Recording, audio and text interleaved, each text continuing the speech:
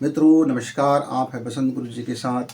मेरे बहुत से मित्रों ने में से एक मित्र ने कहा कि गुरु जी मैं बड़े नकारात्मकता से घिर गया हूँ। फिर बाद में मालूम हुआ ईमेल में ढेर सारे मित्रों ने ही बात कहा।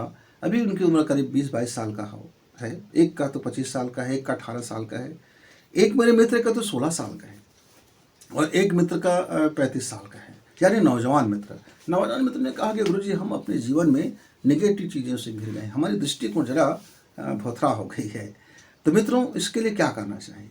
जीवन में सकारात्मकता आए और उसका फूल खिले, इसके लिए हमको ये करना चाहिए, इस तरह के तमाम साहित्यों का अध्ययन करनी चाहिए कि हमारे महापुरुषों ने हमारे जीवन के बारे में हमें क्या बता के चला गया है।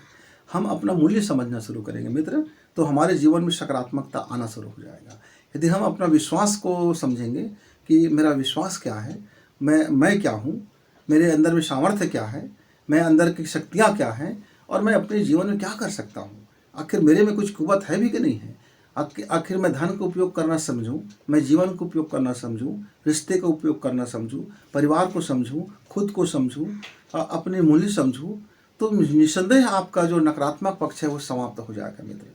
नकारात्मक पक्ष इसलिए हमारे मन में हावी होता है क्योंकि हम अपने को नहीं समझ पाते हैं, न अपने विवेक को समझते हैं, न अपने ज्ञान को समझते हैं, न अपने महत्व समझते हैं, न अपनी परिश्रम करने की क्षमता को समझते हैं, न अपनी प्रतिभा को समझते हैं, न अपने टैलेंट को मौका देते हैं। और हम अपने को मौका ही नहीं देते संसार में शानदार बनने का, और इसके कारण से हमारी एनर्जी ब्लैक हो जाती है, अंधेरा पड़ जाता है, काला पड़ जाता है।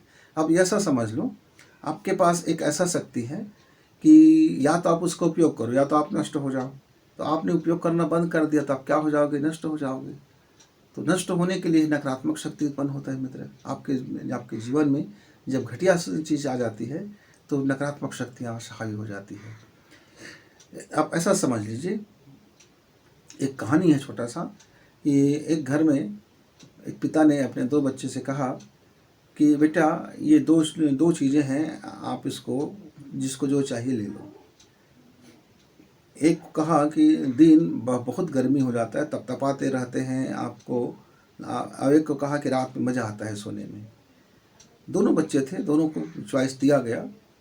तो एक ने कहा कि ठीक है, दिन में चाहे मैं जितना भी तप लूँ, कुछ भी हो जाए, लेकिन मैं दिन को स्वीकार करूँगा। ये दिन मेरे लिए बड़ी ऊर्जावान है, मेरे काम की चीज़ है। दूसरे ने कहा रात में सोने में मज़ा आता है, सोए पड़े रहो।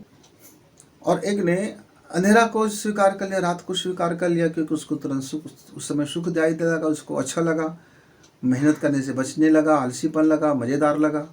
अब कुछ समय के बाद मालूम हुआ कि उसके जीवन में अंधेरा बढ़ने लगा। अंधेरा में कुछ दिखाई नहीं देता था, अंधेरा में कुछ सूझ नहीं रहा था, अंधेरा जीवन अब बेकार होने लगा। और दूसरे को परिश्रम करना था, परिश्रम किया, उसने मज़े किया, दिन था, उसके पास प्रकाश था, ज्ञान था, समृद्धि थी, सब कुछ आ गया। बाद में उस अंधेरे में था, उसको लगने लगा कि भाई अल्टी पल्टी कर लेते हैं। तो कहानी में उसके पिताजी कहते हैं बेटा एक बार चॉइस कर ले तो कर लिए, अब तुमको अंधेरे में ही प्रकाश ढूंढना पड़ेगा, तुमको रात में ही अब दिन का तलाश करना पड़ेगा। अब आंख बंद करके अपने भीतर को लौटना पड़ेगा ताकि आपको अंधेरे में भी कुछ दिखाई दे जाए।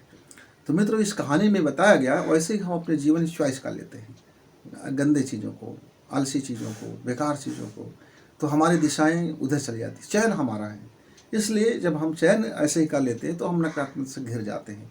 जब हम चयन फिर बदलते हैं, दिन के लिए मेहनत करते हैं, तो फिर हम दिन में आ जाते हैं, फिर हम सकारात्मक चीज़ें आ जाती हैं। तो मित्रों यदि आपको अपने को पॉजिटिव से भरना है तो महान लोगों की महान साहित्य लिख छोड़े हैं हमारे लिए, हमारे जीवन में सकारात्मकता उतरने के लिए।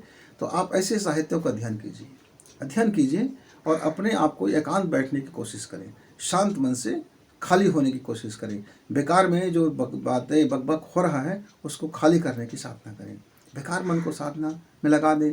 क्या कर लें, आप अपने दायां बायां सांस कर लो, दाहिना से सांस लो और बायां में निकालो, बायां से सांस लो, दाहिना में निकालो, ऐसा आप कर लो और मन को खाली देखते रहो, कुछ समय आप करते रहो। और आप कुछ समय साहित्यों को पढ़ने के लिए निकाल लीजिए, कोई भी अच्छी साहित्य पढ़ लीजिए, शानदार साहित्य पढ़ लीजिए, धीरे धीरे आपका मन में पॉजिटिव चीज़ें आने शुरू हो जाएंगी।